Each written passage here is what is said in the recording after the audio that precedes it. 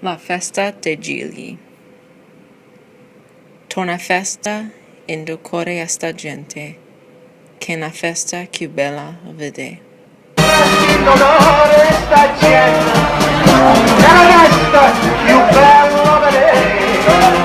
The feast which dwells in the hearts of these people has returned. It's the most beautiful feast to behold. I can hear these words as I walk toward North 7th Street, happily lost in translation as the mixture of drums, Napoli dialect, and trumpets fill my body. It's kind of hard to explain, but do you ever enjoy a song so much that you feel like you're filled with it? Like your whole body is the song and the lyrics combined? God, this sounds bizarre and awkward when I say it out loud, but that's just how I feel. My leather sandals walk along the sidewalk, where littered napkins stained by grease and pink lipstick burn against the sizzling ground. It feels as though the feast is always on the hottest day of the year, which surprisingly happens to be in the middle of July. Mom hates the heat, always saying, "Everybody's sticking together. Sticking together is so hot." All the trumpets are loud, but I can hear my family in the background, lagging behind me. I know I'm overly excited, but damn it, could they walk a little faster? One thing's for sure, we have never been a fast-paced family. I pass tenements that were transformed to brownstones, walk along streets filled with footprints from kickball, and walks home from the very same feast that we're going to. History is all around us. Maybe that's why they're walking so slow. I guess I have to understand. I spot my Aunt Lovey from far away. If you're wondering, no, that's not her real name. It's Anne. She was called Lovey by her aunt when she was little, and the name stuck ever since. She begins to fix her soft brown hair from underneath her straw sun hat, as she reminisces with my dad. I hear my father's Brooklyn accent. Rich, don't walk up there alone. There's too many freaking people. My dad's feet shuffle along the worn pavement, and I wonder if he thinks about growing up there during the 50s. Is he thinking about his childhood and how Grandma used to yell, "Soda man," outside the apartment window? Does he remember his own excitement from the feast? I imagine he's thinking, I can't believe I've been coming here for 40 years. Despite their adamant wishes, I keep walking away, ignoring the rules and orders I'm given, listening to O Giglio e Paradiso blast along the north side in Williamsburg, Brooklyn. When we arrive, the mixture of aroma and heat completely enter my body, and my hazel eyes bulge at the intensity of the moment. Sweet sausage and pepper sandwiches sizzle on the mini grills of several food trucks, varying in name from Vinny's Sausages, Tony's Best Sandwiches, the best of the best Italian food. Some just have a bunch of food tattooed on the awning. My mouth waters at all of the fried goodness. Fried Oreos, brajol, zeppelis, sausages. I think they'd fry a piece of paper and make it taste good. At some point, my father's bound to say, Rich, don't you think you're getting off there? It's costing me a fortune here. The sound of carnival games and rides interrupts the festival music. La musica della festa, as the Italian folk like to say. The loud bells of victory ring as balloons pop and balls drop in those tiny goldfish bowls. I always feel bad for those poor fish, tied up in bags, stuck in a plastic world, watching as people walk freely and happily along the Brooklyn streets.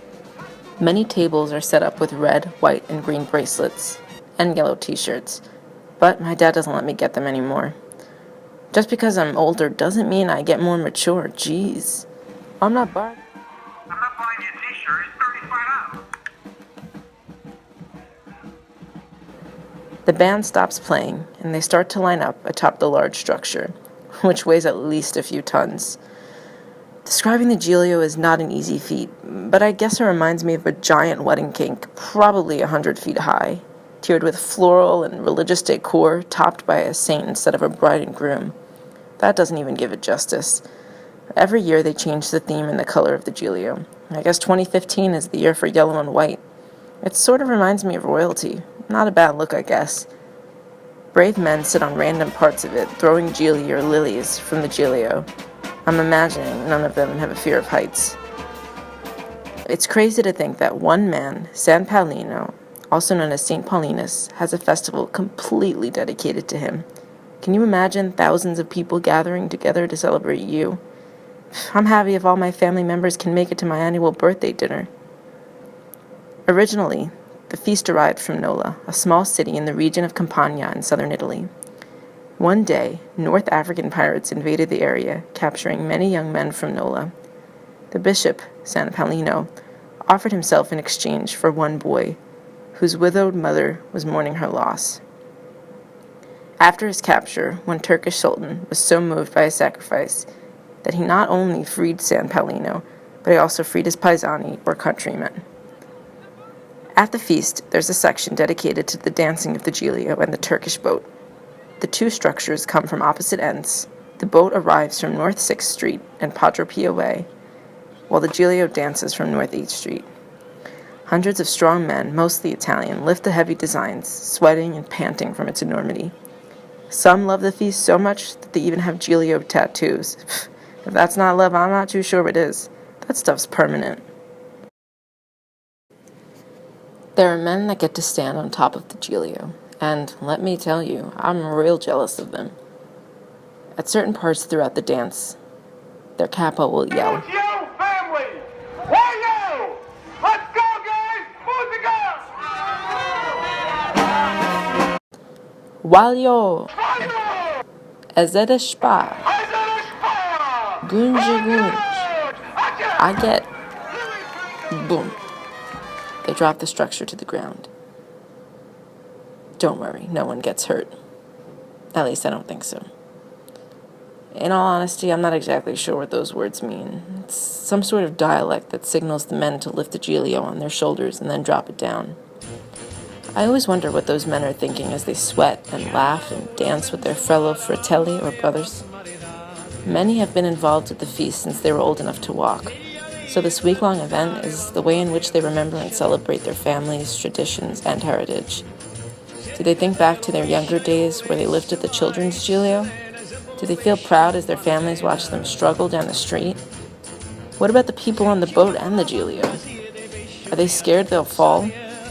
They must feel important. I still get annoyed that girls aren't involved with the Giglio or the boat, but maybe one day I'll get there. You never know. As awful as it is for me to admit this, many of the people who attend this festival look very similar. The men sound like Tony Soprano, spewing out "use guys, mozzarella," and "how the hell are you" when they see their friends. Cigars normally line their short, dried fingernails, and their hair is gelled and styled to the utmost satisfaction of the Italian gods from Williamsburg, Brooklyn.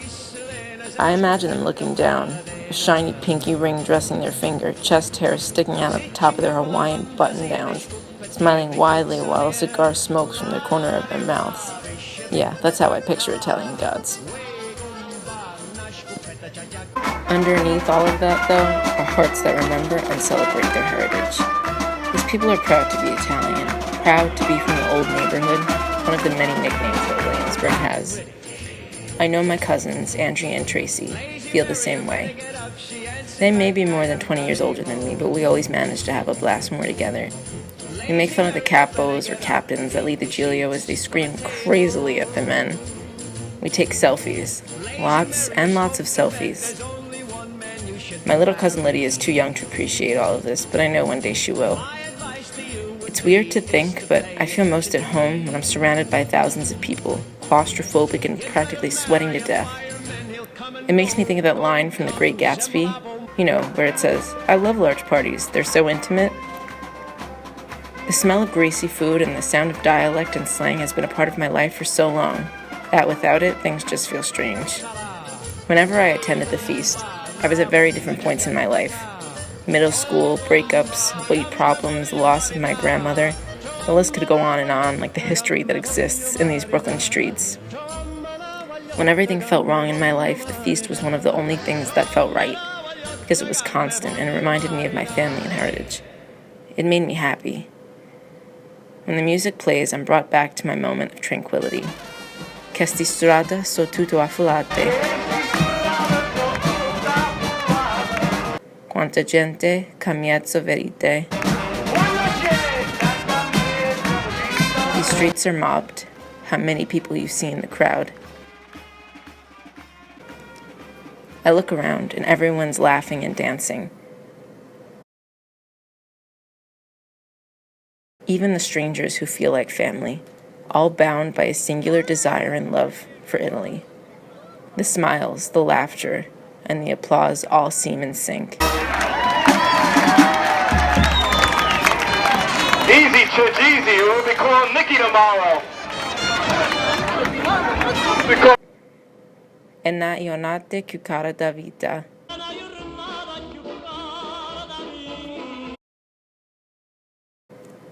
Castu popolo sta a curare.